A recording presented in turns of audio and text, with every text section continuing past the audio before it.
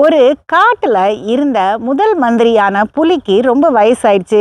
அதனால சிங்கராஜா புது மந்திரியை தேர்ந்தெடுக்கணும்னு சோதனை வைக்கிறதுக்காக ஒரு கோடரிய ஒரு பாதையில வச்சாரு.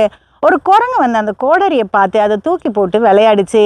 அந்த கோடரி அதோடைய வால்ல விழுந்து அதை வெட்டினதுனால குரங்கு அழுதுட்டே ஓடிடுச்சு. கொஞ்ச நேரத்துல ஒரு நரி வந்துச்சு. சிங்கம் ஆர்வத்தோட பார்த்துச்சு. நரி நல்ல தந்திரமான ஒரு மிருகமாச்சே அப்படின்னு நரி யோசிச்சுது. நான் இந்த கோடரி எடுத்துட்டு போய் பக்கத்துல இருக்க உழவனை வெட்டி கொண்டுட்டு அங்க இருக்கிற கோழி ஆட்டுக்குட்டியெல்லாம் பிடிச்சு சாப்பிட போறேன்னு. இதை கேட்டோடனே சிங்கம் உள்ள இருந்து அந்த நரி மேல பாஞ்சுது. நரி பயந்து ஓடிடுச்சு.